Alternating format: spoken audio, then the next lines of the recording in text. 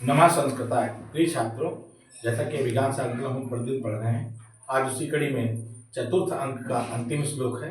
शकुंतला की विदाई हो चुकी है, शकुंतला अपने पति ग्रह भेजी जा चुकी है। उसके बाद में जैसे जनरली होता है समस्या कि पुत्री को विदा करने के बाद पिता बहुत दुखी होता है, और ये भारतीय संस्कृति की पहचान है कि वास्तविकता में पिता पुत्री को सबसे अधिक प्रेम करता है। भले वो जाहिर ना करे, लेकिन पुत्री जो होती है पिता की सबसे प्रिय होती है। और ये जन्म के समय अगर पिता को थोड़ा पुत्री के होने पर मान लीजिए अगर कष्ट भी हो जाता है, देखने को मिलता है कि लड़की हो जाती है तो लोग बड़ा कहते हैं लड़की हो गई, कष्ट हो रहा है किसी किसी को, लेकिन ये भी वास्तविक सार्वभौमिक सत्यता है कि पुत्री की विदाई में अगर सबसे अधिक कोई दुखी होता है तो पिता ही होता है। लेकिन पिता पुत्री को विदा करने के पश्चात उसे कुछ ऐसा महसूस होता है जैसे कोई बहुत उसका कोई ऋण था जो चुक गया है, उसे किसी ऋण से मुक्ति मिल गई है। इसी प्रकार से शकुंतला से काश्यप ऋषि अपनी पुत्री के भाग बहुत प्रेम करते हैं, लेकिन उसकी विदाई पे बहुत ही दुखी हैं। आप लोगों को हमने श्लोक पढ़ाया था कि यस्य यदि शकुंतला सकुतलेत हृदय संप्रस्तु मुत्कंठया। शकुंतला की विदाई से इतने दुखी हैं कि गला अवरुद्ध हो गया है, आंसू बाहर नहीं निकल पा रहे हैं, अंदर अंदर रुके हैं, इसलिए आवाज उनकी रुक गई है और स्पष्ट दिखाई भी नहीं पड़ रहा है। तो ये बहुत दुखी थे। लेकिन अंत में जब शकुंतला चतुर्थ अंक में विदा हो जाती तो उसको विदा होने के बाद उनकी क्या फीलिंग्स हैं, उनको क्या अनुभव हो रहा है, वो इस श्लोक में उन्होंने बताया है, और जिसे हम पढ़ते हैं एक बार और फिर इस पर बात करते हैं। लास्ट श्लोक है चतुर्थ अंक का, 22 नंबर श्लोक है, तो श्लोक पढ़ते हैं। अर्थो हि कन्या परकीय एव। इंद्रवज्रा छंद में लिखा हुआ है। इंद्रवज्रा का लक्षण है स्यादिंद्रवज्रा यदि तो जगौगः, स्यादिंद्रवज्रा यदि तो जगौगः, स्यादिंद्रवज्रा यदि तो जगौगः, स्यादिंद्रवज्रा यदि तो जगौगः। प्रतिदिन हम बताते हैं कि प्रत्येक श्लोक किसी न किसी छंद से बंधा हुआ है, और आप उस छंद को जब तक नहीं पढ़ेंगे, उस छंद के अनुसार श्लोक नहीं पढ़ेंगे, तब तक आप इस श्लोक को नहीं पढ़ पाएंगे। तो ये भी इंद्रवज्रा छंद में बंधा हुआ है, तो इसको भी इंद्रवज्रा छंद के लक्षण के शकुंतला की विदाई के पश्चात या काश्यप अपने अनुभव बता रहे हैं कि उन्हें कैसा प्रतीत हो रहा है। वो कह रहे हैं कि मुझे उतनी संतुष्टि हो रही है। देखिए, अपने आप को किसी न किसी प्रकार से समझाना तो पड़ता ही। प्रकृति का नियम है कि व्यक्ति अपने आप को ईश्वर के विधान में हस्तक्षेप नहीं कर सकता है, बशर्ते जब कोई कार्य हो जाता है तो उसके बाद में वो व्यक्ति अपने आप को ही समझाता है। तो ये कह लीजिए कि ये भी अपने आप को इस हिसाब से समझा रहे हैं, अपने आप को दिलासा दे रहे हैं, अपने आप को आश्वासन दे रहे हैं कि पुत्री तो पराया धन होता ही है, उसे तो दे देने में ही या विदा कर देने में ही सार्थकता है। और क्योंकि वो पराया धन के अनुसार है, तो जैसे किसी की धरोहर आपने रखी है तो उसको वापस कर देनी चाहिए। उस धरोहर पे आपका कोई कार्य नहीं है, तो उसे वापस कर देने में ही भलाई है, उसी में खुशी है। तो यही इस श्लोक में कह रहे हैं। तो हमने आपको बताया इसका लक्षण। इस लक्षण के बाद में जो लक्षण था शादिंद्र वज्रा यदि तब जब होगा, उसी के अनुसार इसको भी पढ़ेंगे। अर्थो हि कन्या परकीय एव, अर्थो हि कन्या परकीय एव,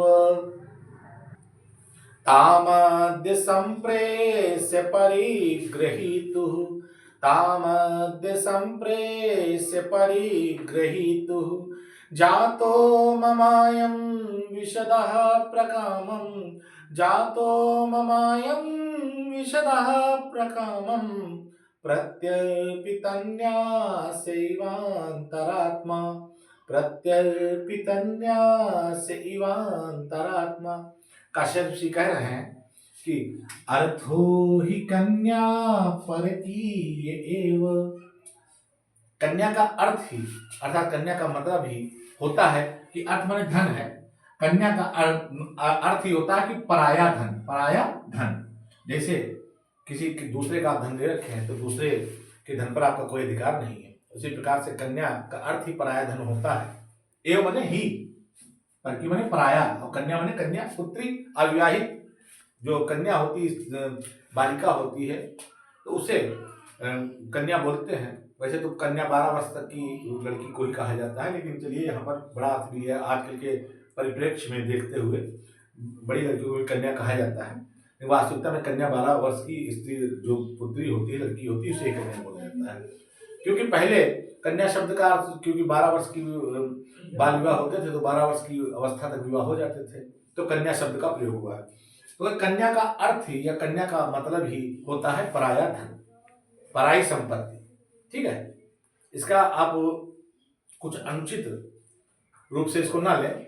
यहाँ पर धन का मतलब ये नहीं कि कोई धन है, धन का अर्थ होता है किसी अब देखिए वास्तविकता में अगर आप देखें तो कन्या जो है वो भी धन के समान ही है। ये आवश्यकता नहीं कि धन खर्च करने वाले को ही कहा जाए। जैसे पुत्र भी धन होता है, पुत्र को रत्न बोला जाता है, उसी प्रकार से कन्या को भी धन कहा जाता है, पुत्री रूपी रत्न या पुत्र रूपी रत्न कहा जाता है कुछ उपमाओं के या रूपक के माध्यम से। तो कन्या का अर्थ ही होता है पराया धन। हाँ, तो तामद्य संप्रेष्य परिग्रहीतुः, ताम माने उसको, सातेता ताम माने उसको, अद्य माने आज देखिए भेज चुके हैं, आज भेज चुके हैं ना। हमने विचार किया था कि कब भेजी जाए शकुंतला, इतने दिन भेज रहे थे, कई लोगों ने कमेंट करके कहा कि अभियान संकलन खत्म कब होगा। तो हमने कहा चलो इसका लास्ट श्लोक पढ़ा देते हैं, क्योंकि अभी व्याकरण में बहुत कुछ पढ़ाना बाकी है। तो और ये जो हम श्लोक पढ़ाए हैं ये परीक्षा के दृष्टिकोण से अत्यंत महत्वपूर्ण श्लोक पढ़ा दिए। और जाहिर सी बात है इसमें इंटर और हाई स्कूल तो छोटी छोटी परीक्षाएं, बड़े बड़े कंपटीशनों में भी ये श्लोक पूछे जाते हैं। तो कहते हैं तामद्य, उसको आज संप्रेष्य भेज करके, परिगृहीतु पति के ग्रह, पति ग्रह उसे आज पति के ग्रह भेज करके मुझे कैसा लग रहा है इवांतरात्मा, मेरी आत्मा को अंतर मन या अंतरात्मा को ऐसा प्रतीत हो रहा है। देखिए उसको पति के घर भेज करके मेरी अंतरात्मा को कैसा प्रतीत हो रहा है, विशदा प्रकामम, विशदा माने बहुत आनंद, और प्रकाम अत्यंत आनंद की प्राप्ति हो रही है। हाँ, तो पुत्री को भेज करके विशदा मतलब आनंद की प्राप्ति हो, कैसा बहुत बड़े आनंद की प्राप्ति हुई है, बहुत सुख की प्राप्ति हुई है। देखिए यहाँ पर समस्याएं दो थी। एक तो समस्या थी कि ये वास्तविक पिता तो थे नहीं, जिम्मेदार पिता थे, जिम्मेदारी ले रखी थी शकुंतला की। तो शकुंतला ने विवाह कर लिया, देखिए पहले बिना बताए विवाह हो गया, तो एक तो ये दिक्कत इनको थी। दूसरी बात ये गर्भवती हो गई थी। अब ऐसी कन्या को कैसे अपने घर में रखे, उसके पति ग्रह तो भेजना ही भेजना है। तो अब अगर मान लीजिए दुष्यंत ना करता शादी, ना भी मानता, तो बड़ी दिक्कत होती है। हालांकि दिक्कतें तब भी होगी। तो ऐसी कंडीशन पिता के ऊपर बोझ पड़ जाएगा ना। पिता कैसे समाज में अपना मुंह दिखाएगा, कैसे जिम्मेदारी का वहन करेगा। जिसकी पुत्री ने विवाह कर लिया और गर्भवती हो गई, तो ऐसे समाज में ऐसे व्यक्ति का बड़ा अपमान होता है। तो इसीलिए चूंकि पति ग्रह भेज चुके हैं, इसलिए बहुत बड़े आनंद की प्राप्ति इनको हुई, बहुत सुख की प्राप्ति हुई है। तो जातो हुआ है, कैसा हुआ है, मम अयम, या मुझे विशदा प्रकार बहुत अत्याधिक सुख की, बहुत अत्याधिक आनंद की प्राप्ति है। कैसे, और कैसे प्राप्ति, यूं माने होता है जैसे कैसे, प्रत्यर्पितन्यास इवांतरात्मा, प्रत्यर्पितन्यास, प्रत्यर्पित वापस लौटा करके, प्रत्यर्पितन्यास किसी की धरोहर को वापस लौटा करके जैसे सुख की प्राप्ति होती है। मान लीजिए आपको कोई व्यक्ति अपना बहुत सा धन आपको दे दे और आपसे कहे इसकी रखवाली करो, तो आपके सर पर तो बोझ ही है वो धन, उसको बचाना है, उसकी सुरक्षा करनी है चोर डकैती इत्यादि से, तो आप टेंशन में रहेंगे ना। लेकिन जब आप उसको उसका धन वापस कर देते हैं तो टेंशन खत्म हो जाती है। इसी प्रकार से कन्या की रक्षा भी तो करनी पड़ती है। तो कन्या की रक्षा जब उसके पति के पास पहुंच जाती है तो पिता के जो सर से थोड़ा जिम्मेदारी का बोझ कम हो जाता है। तो मैं उसी प्रकार से संतुष्ट हो गया, जैसे किसी की धरोहर को आप रखा हो, अपने पास रख लिया हो और उसे जब वापस कर देते हैं तो आप संतुष्टि का अनुभव करते हैं, आनंद का अनुभव करते हैं। उसी प्रकार से मैं भी आज अपने हृदय में बहुत ही आनंद का, बहुत ही शांति का अनुभव कर रहा हूँ। तो कह रहे हैं अर्थो ही कन्या परकीय एव, कन्या का अर्थ ही पराया धन होता है। और तामद्य संप्रेष्य परिगृहीतु, आज मैंने उसे उसके पति ग्रह भेज दिया है। और इस प्रकार से मेरे अंदर बहुत ही बड़े आनंद, बड़े सुख की अनुभूति हो रही है। ठीक उसी प्रकार से जैसे किसी दूसरे व्यक्ति के धरोहर को आप जब वापस करते हैं तो आपकी अंतरात्मा सुख को प्राप्त करती है, आनंद को प्राप्त करती है। मुझे भी ऐसी ही आनंद की आज प्राप्ति हो रही है। काश्यप ऋषि कह रहे हैं, यह अभिज्ञान शाकुंतलम का 22वां और अंतिम श्लोक है। इसके बाद में 5वां जो अंक शुरू हो जाता है और ये इसका लास्ट श्लोक था। तो ये छोटा सा बालक भी इस श्लोक को पढ़ना चाह रहा है, तो अब इसको बुला लेते हैं और इसको भी पढ़वाते हैं। इसकी इच्छा थी कि आज श्लोक पढ़े। आपने इसकी वीडियो पहले भी देख रखी होंगी, तो आज इसको बुलवाते हैं। कह रहा है कि हम भी पढ़ेंगे, तो हमने सोचा इसको भी बुला लेते हैं। हाँ, ये बालक जो है ये श्लोक पढ़ेगा। इसको इसकी इच्छा हो रही थी बहुत दिन से, इसने कोई वीडियो नहीं बनाई है। आज हमसे कहने लगा कि पापा हम भी श्लोक गाएंगे, तो हमने कहा ठीक है बेटा गा लो तुम भी।